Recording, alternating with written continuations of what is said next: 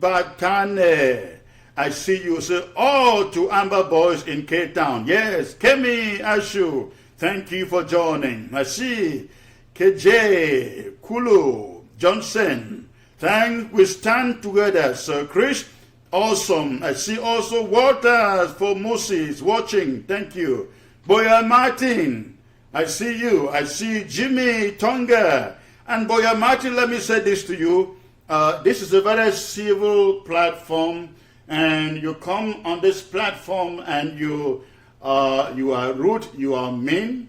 It just tells others where you are coming from. Okay? So you can behave yourself and get the respect that you deserve, that you should deserve. I see also Larry Cooper, always here. Siomyalala Gorim, I know you, always here too. Magdalene Do, always. Afu, watching from Tokyo, Japan. Uchibe Achindo, the one and only UN, thank you for joining.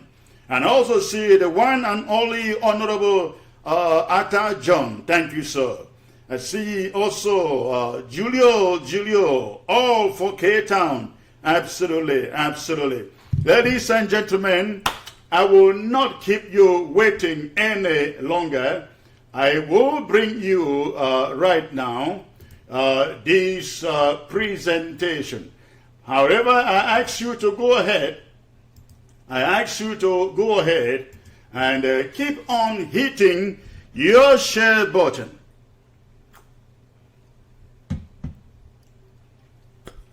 Go ahead, keep on hitting your share button while I bring this presentation to you today. Again, this is very, very crucial, very, very important.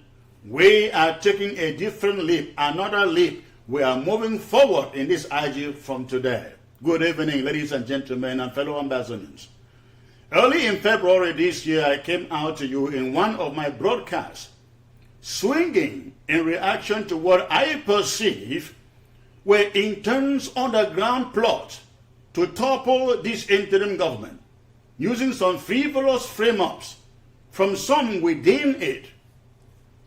In that presentation, I pointed fingers at the conspiracy and manipulations led by the former president and a handful of others behind bars to essentially mastermind a destruction of the interim government from J.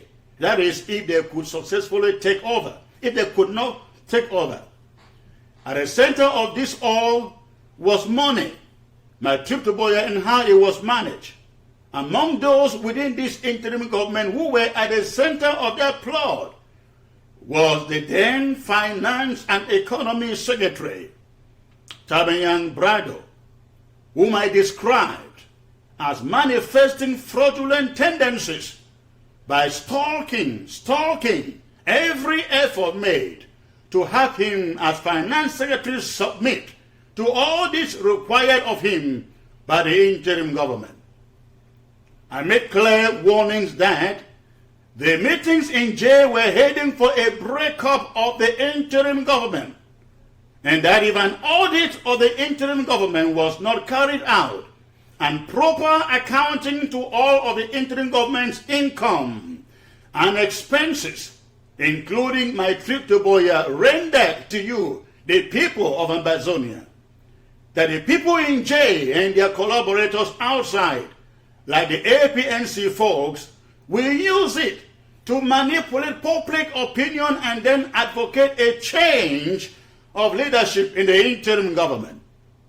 Aware that Tabayang was at the center of the plot, I added that if he wasn't going to be made to submit to an audit, I was no longer going to serve in the interim government. I called out the secretary to demonstrate transparency and stop stonewalling the process and open up the records for auditing. These finance issues I stated, if not resolved, had the capability of stalling the revolution as well. People were already withdrawing their contributions because they were told their contributions were being used for birthday celebrations and exorbitant hotel accommodations. I wish I was wrong. Unfortunately, I wasn't. Condenghe, when they could not change or topple the government, have gone ahead to set up a fake IG made up of persons formerly serving this interim government but sacked for corrupt practices. There is no doubt in my heart, in my mind, that we have this scenario today because somebody, and that is the finance secretary, was churning out lies to gullible and naive Condenghe. He wanted a leadership and a system change that kept him in charge of the money, but without ever submitting to any audit. He is a co-conspirator in the events that led up to the so-called Condenghe government. We see the divide and we feel it too. Thanks to Tabinyang. But following that broadcast that I made, the interim government took a step in the right direction. It recruited an auditor to engage Tabinyang and the treasurer, Helen Akonji, for a proper auditing of the finances of the interim government. The auditor, who happened to be a member of the IG, was flown into the USA from Europe, a choice and a move meant to save the cost that could have otherwise been paid or charged by an established audit firm. Tabinyang and Akonji cooperated to a very limited degree, and as a result, what was produced as an audit report fell very short of expectations. It was very haphazard, void of details and void of essential data. Both Cabinet and the Restoration Council turned down that report and demanded a redo of the entire exercise. At the second request, Tabinyang this time refused to cooperate, arguing that the auditor was biased and that he didn't trust his neutrality in the process. However, in Berlin at the Constituent Assembly, stakeholders resolved that the audit team be enlarged to include a representative each from all our 13 counties.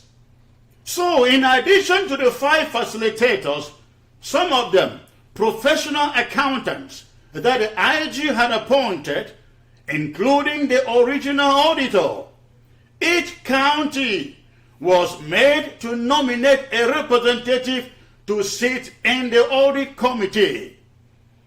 You would think that this diversity would impress Tabinyang and the treasurer, Helen Akonji, to share their herd biases and cooperate with the enlarged audit committee. No, they didn't. The committee met for over a month, using the previous audit as a guide, summoned a whole bunch of witnesses, including yours truly. Everyone else who had anything to do with money was invited to testify and, if possible, provide some hard evidence. But for the trio of Tabinyang, Akonji, and former Health and Social Services Secretary, Khaled Bongo, that Khaled Bongo refused to cooperate may not necessarily be tied to any financial impropriety, but for the bad blood she left the interim government with, having been fired. However, For Tabinyang and Akonji, there is every reason to now believe that both have something they are hiding from the auditors or the audit committee and from you, Ambazonians. They certainly are sitting on something they don't want Ambazonians to know. The audit report has stated exactly what amount of money, going by the records, they could lay hands on that came into the interim government and what was spent between January 2018 and December 2018. In their breakdown of the figures, every head of department or project director who was given funds was called to testify. However, because Tabinyang and Akonji will not cooperate, the narratives of those who testified before the audit committee cannot even be corroborated or verified, which is to say that the whole audit exercise as it is still an incomplete project, and to be frank, it certainly may never be a completed project. How do you complete a report for which the key witnesses refuse to cooperate? But this isn't the main problem in the audit exercise. The main problem is with the sums of money. The sums of money that the report says were appropriated by both Tabinyang and Helen Akonji. Tabinyang is reported to have appropriated a little over $193,000. For what? Was it for what? And for what expenditure? Akonji Holland, the treasurer, also appropriated close to $100,000. And like Tabinyang's, no one has an idea on what she used or spent the funds on. But these are only the figures we know. These may pale up in the face of those other figures that we do not know.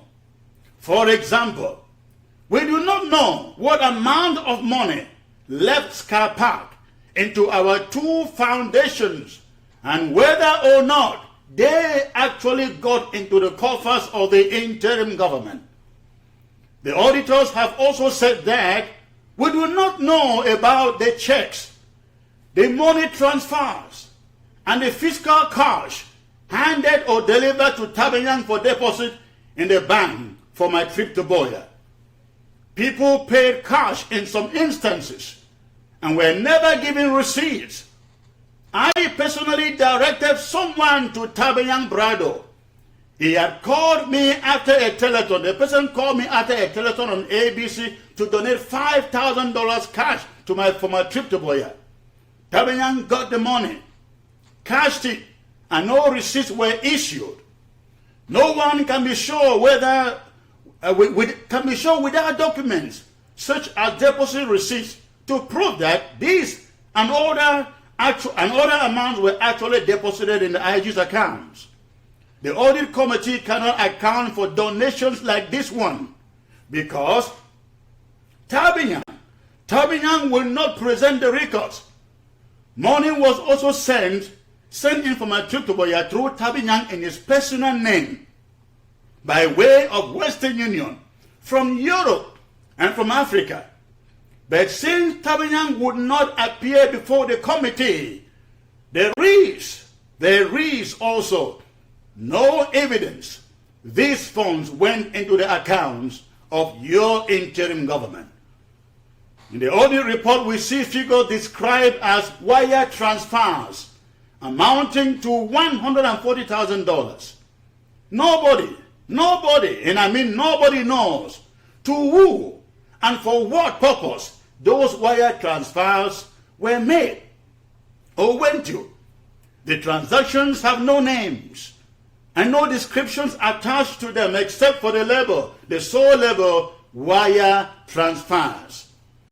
Tabinyang needs to tell Ambazonians who was or were the recipients and for what projects and who approved those wire transfers. But besides these, there are issues involving some two bank accounts that remain a secret between Tabayang and Akonji.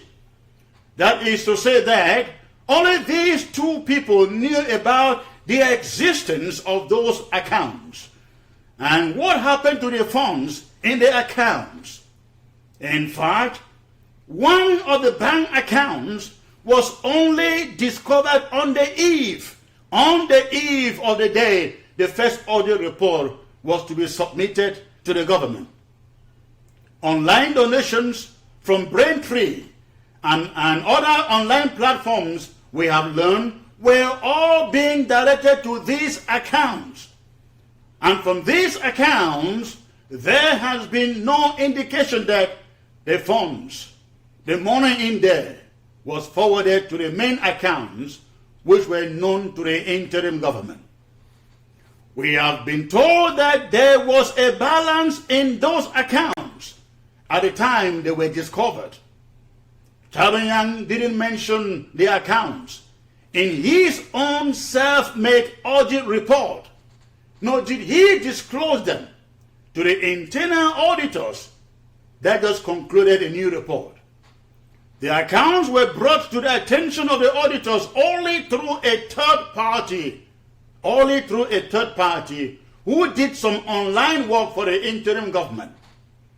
Like the main accounts that Tabayang would not give enough access to, he also won't release a copy of the QuickBooks which he admitted are available. But we know why the QuickBooks have not been released and shall never be released.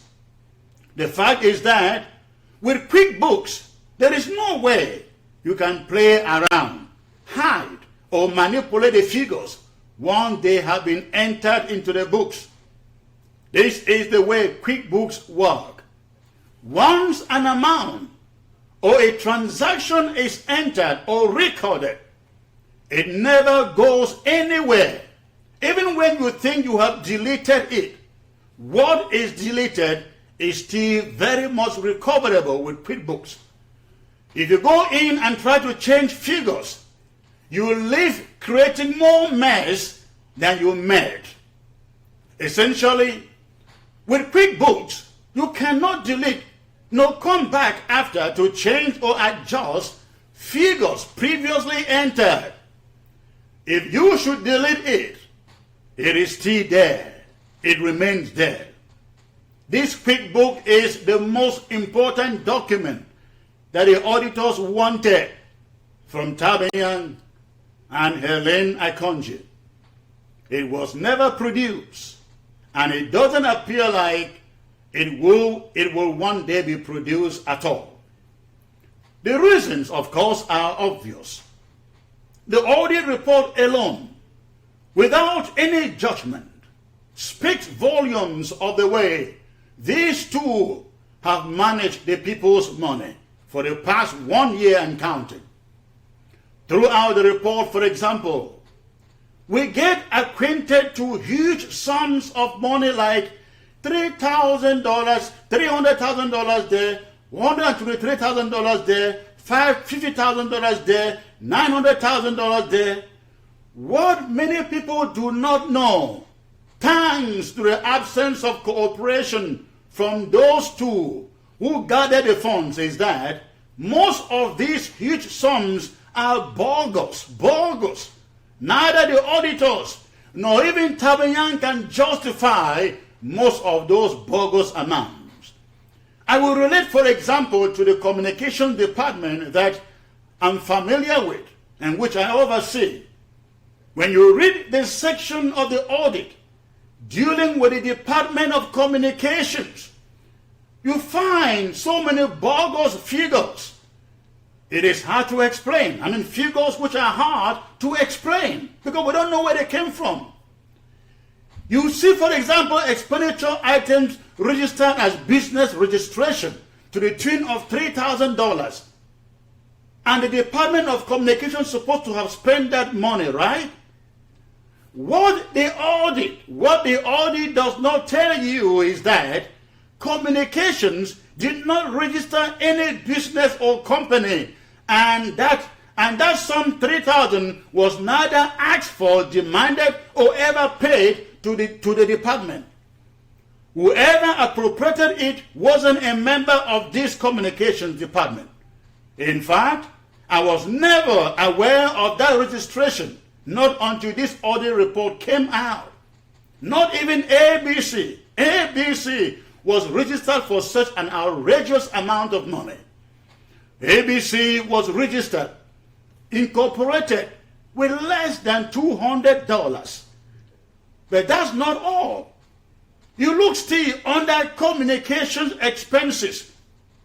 There is expenditure described as telephone and communications, telephone and communications, telephone and communications, adding up to huge figures. Ambazonians will read that and imagine that the interim government bought or was paying for phone bills or phone calls for Chris Anu or the communications department. It will surprise you, ladies and gentlemen, that it was never the case. Whoever was being paid telephone bills, only Tabayang and Akonji can explain. But I bring these up here, not because they concern my department or that I want to vindicate myself. No, absolutely not. I have brought this up so you see that if this bogus accounting was going on in communications, then imagine what went on in different departments also. Which is to say that most of what is allocated as expenditure to some people, they may never have even as much as known about it. That is a fact. Let Tabanya and Akonji prove me wrong by producing their QuickBooks. Ladies and gentlemen, it is very obvious, very, very obvious, that my trip to Boya raised much more money than what has been reported by the audit committee. They were not blaming the audit committee.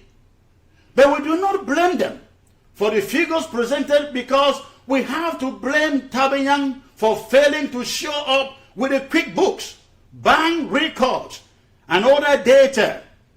Only he and Helen Akonji can explain what happened to the rest of the funds, and until they do so, Ambazonians must continue to hold them to account or for a reform. They are trying to hide their fraud under the pretext they want an independent auditor. Who do they want should pay for the services of an independent auditor? They are playing smart. Ladies and gentlemen, the services of an independent auditor will cost not less than $20,000. And they know the interim government is not in the place to pay that money. And so they can sit on the records under this pretext. But Ambazonians must do what Ambazonians must do for both of them is to hold them to account. Fellow Ambazonians, you wanted an audit, finally you got one. But we have gotten one at the expense of exposing ourselves to our common enemy, like the Republic of Cameroon. They now can weigh our capabilities and our inabilities.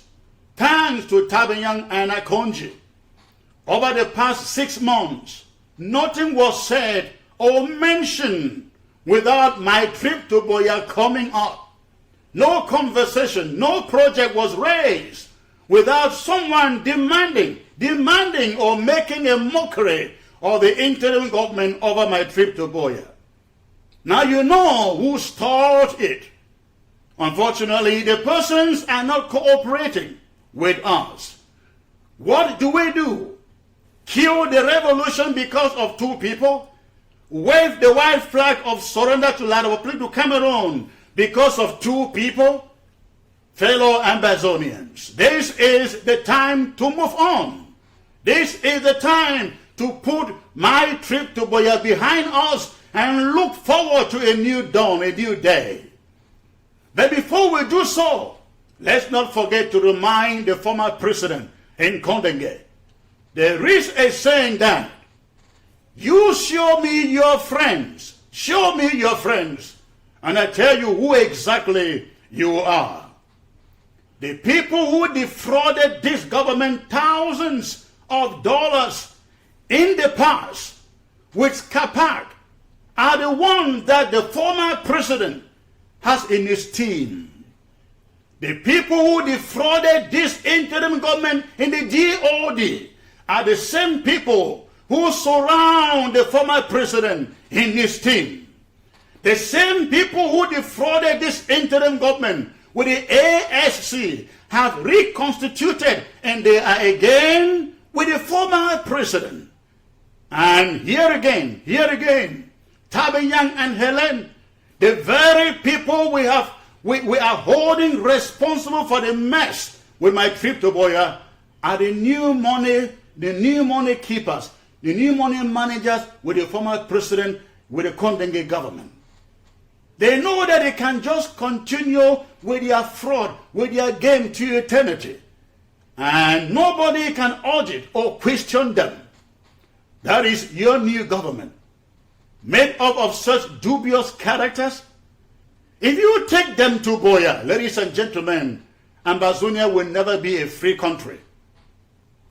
The former president has gathered around himself a team of fraudsters. He is protecting them and telling them not to worry. You don't have to worry. So they can just go on and on and on and on with impunity, living on the sweat of Ambazonians. It is time somebody begin to ask why every team member of the reassembled Kondenge government is a fraud. Why is someone not asking these questions?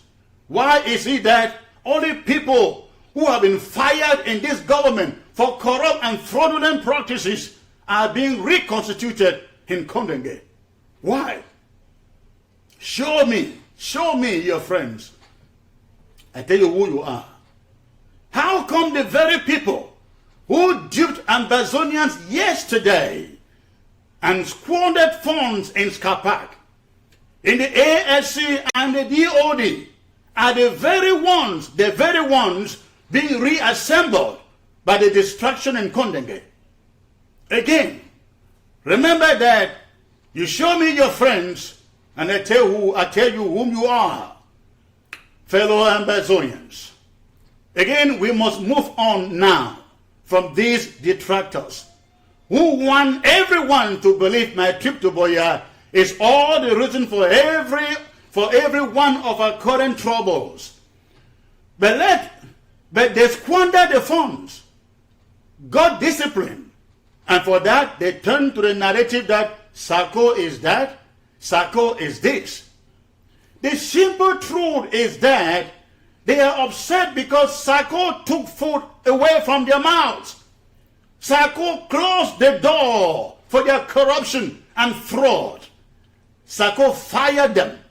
Simply put, now that the audit is out, where are they?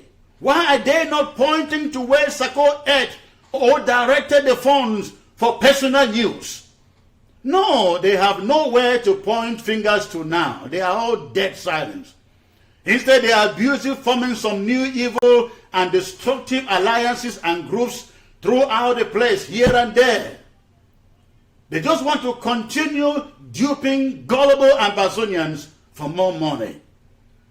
We are hearing of names like the Revolutionary Council that must take us back to the grassroots, as if to suggest that county by county and local government by local government is in the moon. You hear of names like Contender Falls, and the first funds they raise, nobody can give account for a dime. Fellow Ambazonians, This is the time to move on. Form your interim government, form your local government and counties, and remember, you are dealing with a government you can always turn back and question and demand accounts and how your funds are used, and it will be rendered to you. Can anyone say same or these other everyday groups? And by the way, did they say contender force? Haven't we heard of such projects before? First, they said it was rooftop to rooftop. Then they said it was Changshu Force. Then they said it was AMF. And somebody in Europe actually waked me up in the middle of the night to warn me that Ground Zero was done with the IG. It's about 6 months gone now, and Ground Zero is still there. And now we have the contender force. Tomorrow we may have whatsoever, you can put your name there. Just different styles of tricks to trick people for more money they will never account for. I challenge them to present their own audit report, and I will be the first to do a fundraiser for them over this television set. And by the way, what are they really contending for? What are they contending for? Are we in this struggle to contend for anything? If that was vision, I would have laid down tools and walked away. We are not contenders, and we are not contending for anything, ladies and gentlemen. Do not be deceived with high-sounding empty words and titles. There is nothing, absolutely nothing like contending for Ambazonia. We contended in 1961 with the United Nations, and we got our independence. French Cameroon tried stealing it, but we have restored it. What we are doing now is we are defending it. We are not contending for it. We are defending our restoration, not contending for it. Stay away from any contenders. They are spoilers and know not what they want. Stay away from so-called revolutionary cancer. They are hungry for power and hungry for control. This interim government is such a big tent. In fact, the biggest tent this revolution knows. And that which is accountable to all, and open to welcoming all Ambazonians. For more than 1 year, this interim government has proven that it serves all, and I mean all Ambazonians. Why can't people see it and come work together? What is really the difference? What is the difference between a revolutionary council and an interim government? Apart from the differences in names, what is the difference? Please, can the councillors tell us what the difference is? Is the council not talking about an army or defense? Is the council not talking about county and LGA by LGA and leadership? Will the council not have a leader? Will the council not raise funds? Will the council not fight the same enemy, La République du Cameroon? Will the council be leading the fight to a different capital other than Buea? Or tell Ambazonians what new revolutionary council wants to do? What the new revolutionary council wants to do that this government isn't doing or hasn't done. Fellow Ambazonians, we must move on. In fact, it's time we move on. One thing is clear. Through distractions of my trip to Buea and the last 6 months, one thing has emerged. And that one thing is that you have men and women in this interim government whom you now can trust are giving their best for this struggle. Your leadership is incorruptible and uncompromisable. We will never never said this cause out of greed, power, and control. None of us came into this government as an expert. We have faltered in many ways though, but we have equally made so much progress that surpasses many expectations. French Cameroon, after they picked up, abducted our leaders, didn't for once believe this government did still be functional today. But we have outlived their expectations and proven that this revolution depends on no one person for progress. We have taken them to the United Nations Security Council, to the US Congress, US Senate, to the European Parliament, to the House of Lords and the House of Commons, to the Canadian Parliament, to the Commonwealth, and now we are about dragging them to a negotiation table. We have equally given them a good fight for their money, an army on ground zero. We have strangulated and still continue to strangulate their economy. To a certain degree, we have taken over control of our territory and we run it the way we want. Our restoration forces are slowly but surely graduating from the use of then guns to locally fabricated cannons to defend our country, and all of Ambazonia is currently pursuing the technology. If La République du Cameroun doesn't withdraw their troops, most importantly for our children to go back to school, in the next 6 months, we will make sure that no one colonial administrator and colonial institution remains standing in Ambazonia, our country. In the order of Sonara, CDC, Pamon, timber, rubber, brasseries, among others, everything that serves their interest must go. In the next 6 months, the DOs must go. The government delegates must go too. Our towns will be managed and controlled by elected mayors and councillors. All francophone judges, their so-called procureurs, court clerks and gendarmes must leave our territory or be made to leave. The interim government is formally announcing today the formation of the Federal Marshal. The Federal Marshal is a special military task force that will operate throughout Ambazonia to carry out special operations, especially to track down Atanganji boys and to curb the level of abuses by the so-called Amba boys. You will not see them, but they will live among you, equipped enough to carry out maximum damage on the enemy's interests. In the same token, ladies and gentlemen, the interim government is also announcing a citizenship registration drive for all Ambazonians living in the diaspora. Again, let's get this clear. This is only for the diaspora. The registration begins 1st of August.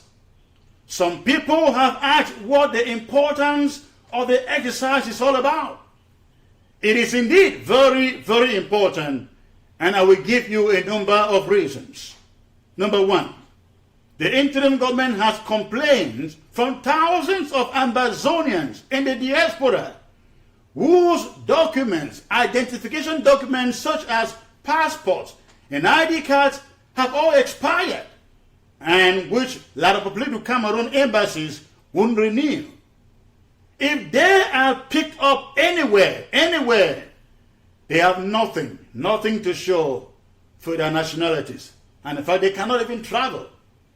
We are hoping that through this process, we did be able to work out some avenues through which they can have some temporary temporary travel documents from sympathizer nations of our cause.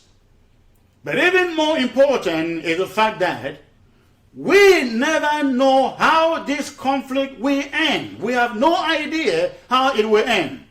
What if it ends with some form of election required? At that moment, we do not want to be in a rush to register Ambazonians in the diaspora. The rush should be on ground zero, not in the diaspora.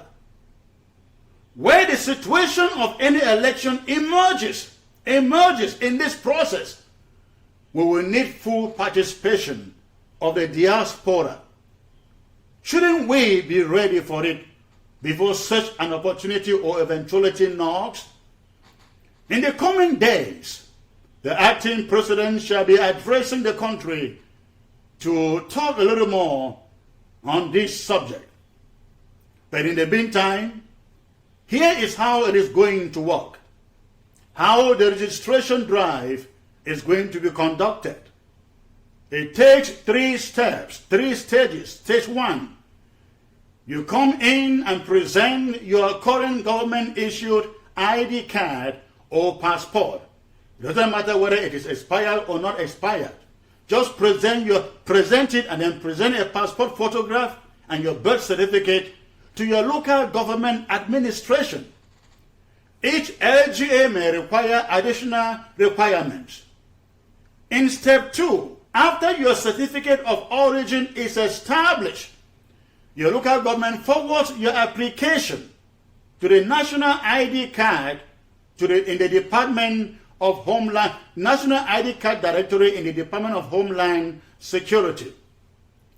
In the last step, which is step 3, the Directorate of Immigration and Naturalization Services will also issue you a citizenship certificate with your unique citizenship identification number, similar to a social security number as we have here in the USA. So what is this going to cost you to get this? $50 for all the 3 steps. Payment is expected to be made on government website at www.amazoniagov.org.